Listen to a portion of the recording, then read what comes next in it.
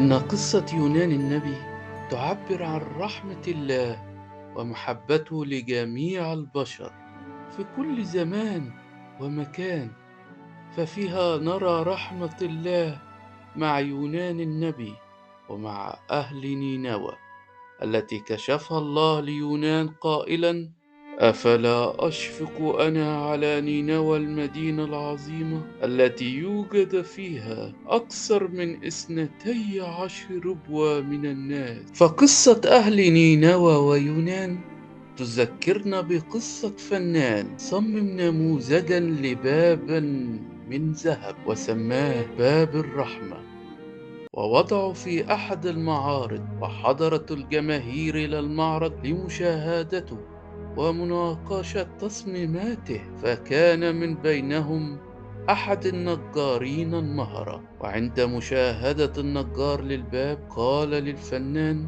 أظن أن الباب عريضا جدا ونحن لا نستخدم تلك المقاييس. فأجاب الفنان: أنا أعلم هذا، لكن باب الرحمة ليس باب عاديا كسائر الأبواب، فهو عريض كي يسمح بدخول كل البشر الذين يطلبون العبور منه.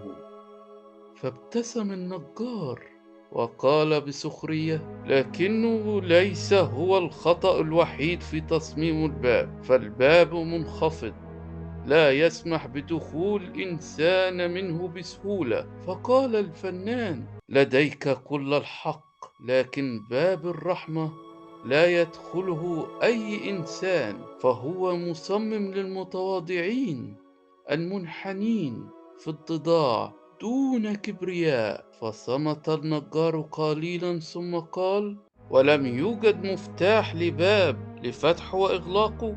فأجابه الفنان: لأن باب الرحمة دائما مفتوح أمام كل إنسان يرغب دخوله.